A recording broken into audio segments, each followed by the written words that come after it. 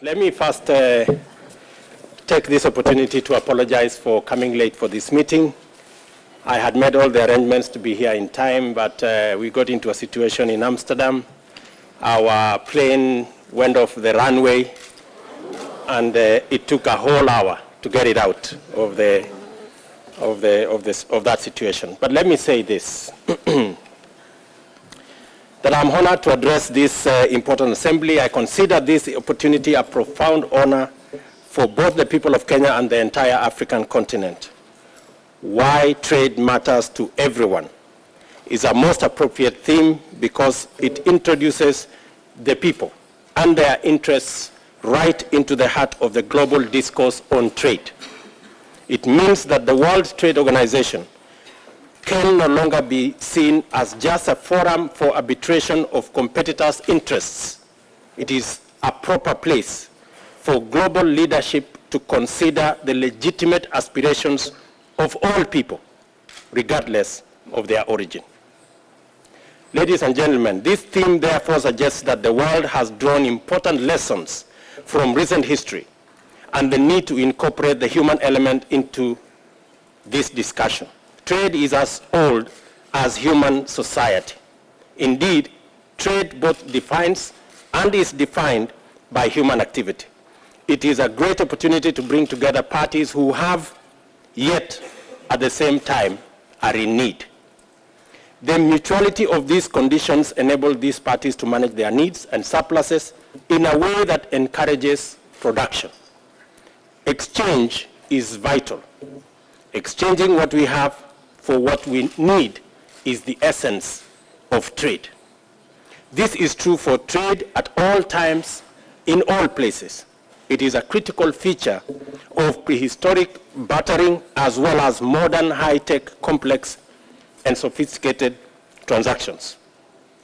Ladies and gentlemen, trade has shaped our world in many indelible ways. The acceleration of global exploration was driven by the need to find new trading routes and markets to service various industries. The evolution of nations and states are similarly informed by important trading considerations, access to valuable commodities, and the control of important trading routes. Although trade issues were mainly articulated by merchant classes, there is no doubt that trade has exerted great influence on the lives, thoughts, and activities of all people. For a long time, Africa was seen as a vast repository of resources needed for trade and industry throughout the world, and nothing more. These resources were perceived to belong to no one. Indeed, the continent was generally perceived to be uninhabited and ungoverned. As a result, trade, which led to eventual trade formations in Africa, did not in any way take into account the views and interests of Africa's most critical resource, the African people. Until recently, trade relating to Africa bore two constant features. One was an aggressive regime of exploitation by global consensus, where African resources did not translate into meaningful value for Africans. Second was a tradition of completely discarding the validity of legitimate African aspirations. These attitudes catalyzed impunity in global trade that drove Africa right to the bottom of world ranking in anything meaningful, despite possessing vast resources. Today, however, things are different. Africa's resources and populations are increasingly putting the continent ahead in terms of global importance. The democratization of many states and international institutions and processes means that every nation and every person counts. Globalization has extended the reach of single individuals, identifying the role of our people in world affairs. In turn, this therefore means that the interests of 1.1 billion Africans is vital to global governance, and that activity on a global scale also affects the individual. Trade matters to the people of Africa because trade matters to everyone. African leaders have recognized that trade is important for national development and the integration of the continent into the global economy. It is for this reason that African leaders through the Africa Union have made clear pronouncements on the need to promote trade in the continent by encouraging greater intra-Africa trade through economic integration and the many building blocks that this integration are the regional economic groupings, which are expected to eventually give way to an African continent free trade area, hopefully by 2017. Let me just make some 2-3 concluding remarks by saying the following. Realizing that trade across the African continent is that important, African leaders like myself realize the critical importance of what we must do to catch up with what is happening elsewhere in the world. We realize, for example, that intra-Africa trade is at an approximately 10%, while inter-trade in Europe is at 60%, in North America it's at 40%, and in Asia it's at 30%. Therefore, we need to pull up our socks, tighten up our belts, and up our game, so that beginning with intra-Africa trade, we can integrate Africa into the global trading regime. And there are a couple of issues that are of significant importance as African policymakers that we must address.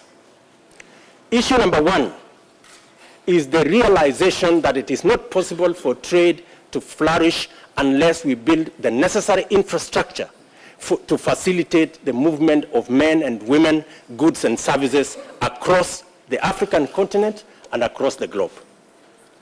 For example, in the East African trading bloc, the reasoning behind the trading blocs is because it is becoming increasingly necessary that we eliminate the borders, the barriers, and create bridges out of the barriers at our boundaries, and to turn our customs officers and people from being obstacles to erecting stepping stones for citizens, goods, and services to move across borders of countries. Issue number two, as I said, is infrastructure. Kenya, Ethiopia, South Sudan, and Uganda are working on a joint transit corridor that will carry a pipeline, a road, and an ICT highway to facilitate again trade across those countries. November 1, this year, we will be starting the building of a standard gauge railway that will join Kenya, South Sudan, Uganda, Rwanda, and Burundi, in the clear realization that it is necessary to join all these trading blocks with infrastructure that will facilitate trade, investment, and enterprise. Let me also say that security is a major concern to matters trade.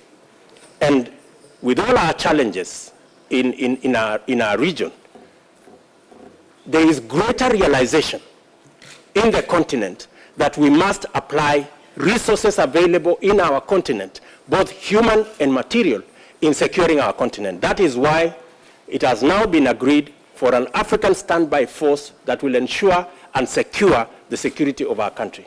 We have already committed resources, human and material as Kenya, to East Africa Standby Force to ensure that the East African trading bloc is safe and secure.